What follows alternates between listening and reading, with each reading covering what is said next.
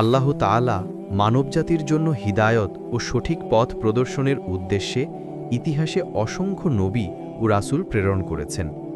তাদের মধ্যে এক বিশাল অংশ প্রেরিত হয়েছিল বনী ইসরায়েলদের মাঝে। তারা ছিলেন এমন একটি জাতি যাদের মধ্যে নবুয়ত, কিতাব, জ্ঞান ও আল্লাহর নিকট থেকে আশীর্বাদ নাজিল হয়েছিল। কিন্তু সময়ের সাথে সাথে এই জাতি আল্লাহর অবাধ্যতা, নবীদের প্রতি বিদ্বেষ ও প্রতারণার কারণে আল্লাহর অভিশপ্ত জাতিতে পরিণত হয়। বনী ইসরায়েলরা প্রথমে আল্লাহর প্রতি অনুগত ছিল, কারণ তারা আল্লাহর অসংখ্য নেয়ামত প্রত্যক্ষ করেছিল। মূসা আলাইহিস সালামের নেতৃত্বে তারা ফেরাউনের হাত থেকে রক্ষা পায়, লোহিত সাগর বিভক্ত হয়, তারা নিরাপদে পার হয় এবং ফেরাউন তার সৈন্যবাহিনী সহ পানিতে নিমজ্জিত হয়। এ এক অলৌকিক ঘটনা ছিল, যা ইতিহাসের অন্যতম বিস্ময়। কিন্তু এই ঘটনা দেখার পরও বনী ইসরায়েলের হৃদয় পরিবর্তিত হয়নি। তারা আল্লাহর এই নিদর্শনগুলো ভুলে গিয়ে আবার জাহিলিয়তের অন্ধকারে ফিরে যায়। তারা যখন সমুদ্র পার হয়ে মরুভূমিতে প্রবেশ করে, তখন পথিমধ্যে এক জাতিকে দেখে যারা মূর্তি পূজা করছে। তখন তারা মূসা আলাইহিস সালামকে বলে উঠল, হে মূসা, আমাদের জন্য এমন একটি মূর্তি বানিয়ে দাও যেমন তাদের আছে। সূরা আল আরাফ 7-138। এই বাক্য তাদের অন্তরের প্রকৃত অবস্থার সাক্ষী দেয়। তারা আল্লাহর তাওহীদে স্থির থাকতে পারেনি। নবী মূসা আলাইহিস সালাম রাগান্বিত হয়ে বলেন, তোমরা তো অজ্ঞ জাতি, তোমরা কি আল্লাহকে ছেড়ে এমন বস্তুর ইবাদত করতে চাও যা তোমাদের কোনো উপকার বা ক্ষতি করতে পারে না? এরপর আল্লাহ তাআলা তাদের জন্য মান্না ও সালওয়া অর্থাৎ স্বর্গীয় খাদ্য প্রেরণ করেন। মরুভূমিতে তাদের জন্য মেঘের ছায়া দেন। তৃষ্ণার্ত হলে মূসা আলাইহিস সালামের লাঠির আঘাতে পাথর থেকে 12টি ঝর্ণা প্রবাহিত করেন। প্রত্যেক গোত্রের জন্য আলাদা আলাদা পানি ব্যবস্থা করা হয়।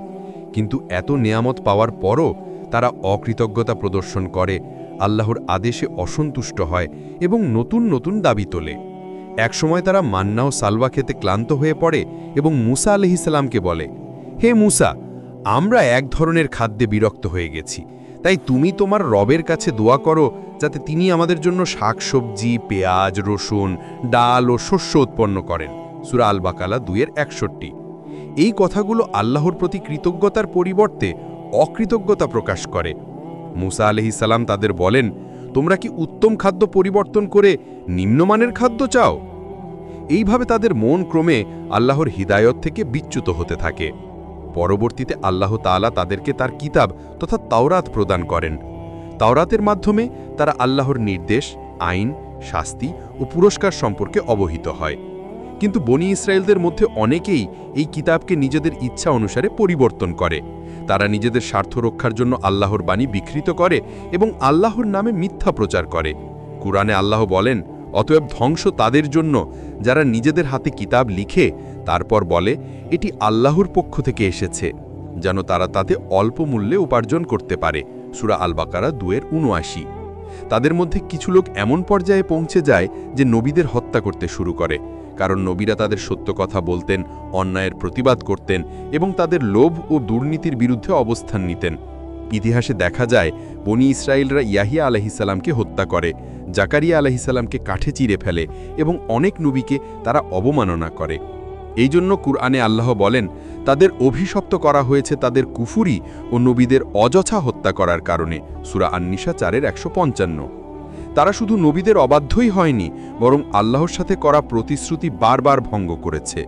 তাওরাতে তাদের নির্দেশ দেওয়া হয়েছিল যেন তারা আল্লাহর প্রতি অনুগত থাকে, শিরক না করে, পিতামাতার সাথে সৎ আচরণ করে এবং অন্যায়ভাবে রক্তপাত না করে। কিন্তু তারা সেই আদেশ অমান্য করে, নিজেদের মধ্যে হত্যা, প্রতারণা ও অন্যায় শুরু করে। এক পর্যায়ে আল্লাহ তাদের আদেশ দেন, তোমরা শাম দেশে প্রবেশ করো, যা আমি তোমাদের জন্য নির্ধারণ করেছি। কিন্তু তারা বলল, হে মূসা, সেখানে তো এক শক্তিশালী জাতি বাস করে, আমরা সেখানে প্রবেশ করব না যতক্ষণ না তারা সরে যায়। সূরা আল মাইদা 5-22। তারা আল্লাহর সাহায্যে বিশ্বাস না রেখে ভয় ও দুর্বলতার পরিচয় দেয়।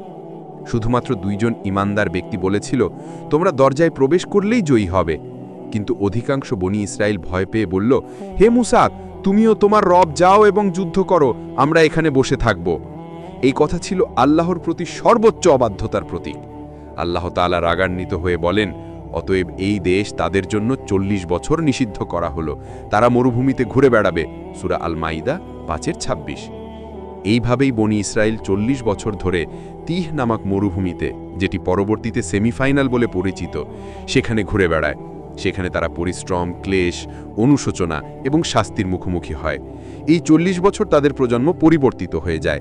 যারা আল্লাহর আদেশ অমান্য করেছিল তারা একে একে ধ্বংস হয়ে যায় এবং নতুন প্রজন্ম জন্ম নেয়, যারা কিছুটা আল্লাহ ভীরু হয়। তবে তাদের ইতিহাস এখানেই শেষ হয়নি। অবাধ্যতা, অহংকার, আত্মপ্রতারণা ও কুফুরির যে বীজ তাদের মধ্যে রোপণ করা হয়েছিল তা পরবর্তী যুগেও তাদের মধ্যে ছড়িয়ে পড়ে। নবী ঈসা আলাইহিসসালামের সময়ও তারা একই ধরনের আচরণ করে। তারা ঈসা আলাইহিসসালামকে মিথ্যাবাদী বলে অভিযুক্ত করে, এমনকি তাকে হত্যা করার ষড়যন্ত্রও করে। যদিও আল্লাহ তাকে নিজ কাছে তুলে নেন, কিন্তু তাদের এই অপরাধ তাদের ওপর আরও অভিশাপ ডেকে আনে। বনি ইসরায়েলদের ইতিহাস হলো এমন এক জাতির ইতিহাস যারা আল্লাহর অসংখ্য নেয়ামত লাভ করেও অকৃতজ্ঞতা করেছে, নবীদের হত্যার মতো ঘৃণিত কাজ করেছে এবং নিজেদের হাতে নিজেদের ধ্বংস ডেকে এনেছে। বনি ইসরায়েল যখন আল্লাহর নির্দেশ অমান্য করে শাম দেশে প্রবেশ করতে অস্বীকার করল, তখন আল্লাহ তাদের উপর এমন এক শাস্তি নাজিল করলেন যা তাদের ইতিহাসে চিরকালীন শিক্ষা হিসেবে থেকে গেল। আল্লাহ বললেন, এই দেশ তাদের জন্য 40 বছর নিষিদ্ধ করা হলো, তারা মরুভূমিতে ঘুরে বেড়াবে। সূরা আল মাইদা 5:26। এই মরুভূমির নাম ছিল তিহ, যেখানে তারা দিক নির্দেশহীন হয়ে পড়েছিল। দিনরাত চললেও তারা একই স্থানে ফিরে আসত। এটা ছিল তাদের অবাধ্যতার প্রতিফলন, আল্লাহর পক্ষ থেকে একটি বড় পরীক্ষা ও শাস্তি। এই 40 বছর বনি ইসরায়েলদের জীবনে ছিল কষ্ট, অনুতাপ ও তওবার সময়। তারা খাদ্যের অভাবে কষ্ট পেত, পানি পেত না, আর সেই সময় আল্লাহর রহমতে মুসা আলাইহিসসালামের লাঠির আঘাতে পাথর থেকে 12টি ঝর্ণা প্রবাহিত হয়। প্রতিটি গোত্রের জন্য আলাদা আলাদা পানি নির্ধারিত ছিল। আল্লাহ তাদের জন্য মান্না ও সালুয়া বা আকাশ থেকে নাজিল হওয়া খাবার প্রেরণ করলেন, যাতে তারা ক্ষুধার কষ্ট থেকে মুক্ত থাকে। কিন্তু তবুও তাদের মধ্যে কৃতজ্ঞতার পরিবর্তে অভিযোগের সুরই বেশি শোনা যেত। তারা বারবার মুসা আলাইহিসসালামকে দোষারোপ করত, বলতো, তুমি আমাদের মিশর থেকে বের করেছ মরুভূমিতে ধ্বংস করার জন্য। তাদের এই মনোভাব ছিল কুফরি ও অকৃতজ্ঞতার চরম প্রকাশ। এই 40 বছরের মধ্যে মুসা আলাইহিসসালাম আল্লাহর নির্দেশে সিনাই পর্বতে গিয়ে আল্লাহর সাথে কথা বলেন এবং তাওরাত লাভ করেন। কিন্তু এই সময়েই বনি ইসরায়েলরা আবারও এক ভয়ঙ্কর পাপ করে বসে। যখন মুসা আলাইহিসসালাম পাহাড়ে ছিলেন, তখন সামিরি নামের এক ব্যক্তি সোনার অলংকার গলিয়ে একটি বাছুরের মূর্তি বানায় এবং বলে, এই হচ্ছে তোমাদের উপাস্য ও মুসার উপাস্য। তখন অনেকেই সেই মূর্তির উপাসনা শুরু করে। এই ঘটনা ছিল আল্লাহর অবমাননার অন্যতম দৃষ্টান্ত। মুসা আলাইহিসসালাম ফিরে এসে ক্রুদ্ধ হয়ে তাদেরকে বলেন, তোমরা কি আমার অনুপস্থিতিতে আমার আদেশ ভুলে গেলে? এরপর তিনি তাওরাতের ফলকগুলো নিচে ছুঁড়ে দেন। তার ভাই হারুন আলাইহিসসালামের দাড়ি ধরে টানেন, কারণ হারুন আলাইহিসসালাম তাদেরকে এই অপকর্ম থেকে নিবৃত করতে চেয়েছিলেন, কিন্তু তারা শোনেনি। পরে তারা নিজেদের অপরাধ স্বীকার করে তওবা করে এবং আল্লাহ তাদেরকে ক্ষমা করেন। তবে অনেকেই সেই অভিশাপ থেকে বাঁচতে পারেনি। বনি ইসরায়েলদের মধ্যে অবাধ্যতা যেন এক অভ্যেসে পরিণত হয়ে গিয়েছিল। আল্লাহ তাআলা যখন তাদের কোনো আইন দিতেন, তারা তা নিজেদের সুবিধামতো পরিবর্তন করত। যেমন তারা শনিবারে ব্যবসা বাণিজ্য বন্ধ রেখে ইবাদতে নিয়োজিত থাকতে আদেশ দেন, কিন্তু তারা চাতুর্যের আশ্রয় নিয়ে সেই আদেশ লঙ্ঘন করত। তারা শনিবারে সরাসরি মাছ ধরত না, বরং শুক্রবারে ফাঁদ পেতে রাখত, যাতে শনিবার মাছ আটকে যায় এবং রবিবারে তা সংগ্রহ করে। বাহ্যিকভাবে তারা আদেশ মানত, কিন্তু বাস্তবে তা লঙ্ঘন করত। তখন আল্লাহ তাদের ওপর কঠোর শাস্তি নাজিল করেন। কোরআনে বলা হয়েছে, তাদের মধ্যে যারা শনিবারের সীমা লঙ্ঘন করেছিল, আমি তাদেরকে বলেছিলাম, তোমরা অপদার্থ বানর হয়ে যাও। সূরা আল আরাফ 7:166। এই আয়াতটি প্রমাণ করে যে তাদের অপরাধ ছিল এমন পর্যায়ের যে আল্লাহ তাদের শারীরিক রূপ পরিবর্তন করে দেন। অনেক মুফাসসিরের মতে তাদের একাংশকে বানর ও শূকর বানানো হয়েছিল। এটা ছিল এক ঐশী সতর্ক বার্তা, যারা আল্লাহর নির্দেশের সাথে খেলা করে তারা আল্লাহর ক্রোধের শিকার হয়েই থাকে। সময়ের সাথে সাথে বনি ইসরায়েলদের মধ্যে আবারও নবী আসতে থাকলেন। দাউদ আলাইহিসসালাম, সুলাইমান আলাইহিসসালাম ইলিয়াস আলাইহিসসালাম, ইলিয়াসা আলাইহিসসালাম প্রমুখ। কিন্তু তাদের ইতিহাসে বারবার দেখা গেছে তারা নবীদের প্রতি বিদ্বেষ পোষণ করেছে। কেউ নবীকে অস্বীকার করেছে, কেউ তাকে অপমান করেছে, আবার কেউ হত্যা পর্যন্ত করেছে। আল্লাহর পক্ষ থেকে তাদের কাছে যতই নিদর্শন আসুক, তারা তা প্রত্যাখ্যান করেছে। এক পর্যায়ে তাদের মধ্য থেকে নবী ঈসা আলাইহিসসালাম প্রেরিত হন। তিনি আল্লাহর ইচ্ছায় মৃতকে জীবিত করতেন, কুষ্ঠরোগী ও অন্ধকে সুস্থ করতেন এবং শিশু অবস্থায় আল্লাহর অনুমতিতে কথা বলেছিলেন। কিন্তু তবুও বনি ইসরায়েলের একাংশ তাকে মিথ্যাবাদী বলল, আর এক অংশ তাকে আল্লাহর পুত্র বানিয়ে ফেলল। তারা ঈসা আলাইহিসসালামের বিরুদ্ধে ষড়যন্ত্র করল এবং তাকে হত্যা করার পরিকল্পনা করল। কিন্তু আল্লাহ তাআলা বলেন, তারা তাকে হত্যা করেনি, তাকে ক্রুশবিদ্ধও করেনি, বরং তাদের কাছে অন্য কাউকে ঈসার মতো করে দেখানো হয়েছিল। সূরা আন-নিসা 4:157। এই সব অপরাধ, প্রতারণা ও অবাধ্যতার ফলেই আল্লাহ ঘোষণা করেন, এবং আমরা তাদের হৃদয়ে কঠোরতা সৃষ্টি করেছি। তারা কথা বিকৃত করে এবং যা তাদের স্মরণ করিয়ে দেওয়া হয়েছিল তার একটি অংশ তারা ভুলে গেছে। সূরা আল মাইদা 5:13। বনি ইসরায়েলের ওপর আল্লাহর অভিশাপ শুধু তাদের সময়ই সীমাবদ্ধ ছিল না, বরং তাদের পরবর্তী প্রজন্মও সেই ফল ভোগ করে।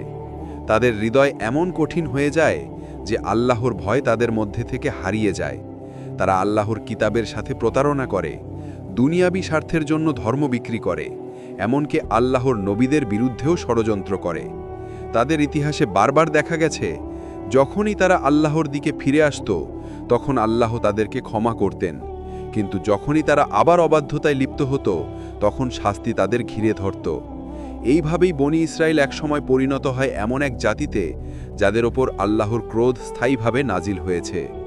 কোরআনে আল্লাহ তাআলা বলেন, তুমি নিশ্চয় দেখবে যারা আল্লাহর প্রতি সবচেয়ে কঠিন শত্রুতা পোষণ করে তারা হলো ইহুদি ও মুশরিকরা। সূরা আল মাইদা 5:82। এই আয়াতের মাধ্যমে আল্লাহ প্রকাশ করেছেন যে বনি ইসরায়েলের সেই জাতি যারা নবুয়তের আলো পেয়েও অন্ধকারে ফিরে গেছে, তারা তাদের অপরাধের কারণে আল্লাহর নিকট সবচেয়ে নিন্দিত ও অভিশপ্ত জাতি। বনি ইসরায়েলের এই ইতিহাস শুধু একটি জাতির নয়, এটি সমগ্র মানবজাতির জন্য এক শিক্ষা। যারা আল্লাহর নেয়ামত পেয়ে অকৃতজ্ঞতা করে, যারা সত্য নবীর কথা অমান্য করে, যারা আল্লাহর আদেশকে তুচ্ছ মনে করে, তাদের পরিণতিও বনি ইসরায়েলের মতোই হবে। এই কারণে কোরআনে আল্লাহ বারবার এই জাতির ইতিহাস তুলে ধরেছেন, যাতে মুসলমানরা সেই পথ অনুসরণ না করে। আল্লাহর নির্দেশ পালন, নবীদের প্রতি শ্রদ্ধা ও কিতাবের প্রতি অনুগত্যই হচ্ছে সেই পথ যা আল্লাহর সন্তুষ্টি ও জান্নাতের দিকে নিয়ে যায়। এইভাবেই বনি ইসরায়েল তাদের গৌরবের জাতি থেকে অভিশপ্ত জাতিতে পরিণত হয়েছিল, তাদের অহংকার, কুফরি, নবীদের প্রতি বিদ্বেষ ও আল্লাহর আদেশ অমান্যের কারণে। এটি ইতিহাসের এক অমোঘ শিক্ষা, যে জাতি আল্লাহর পথে চলে না সেই জাতি ধ্বংস হয়।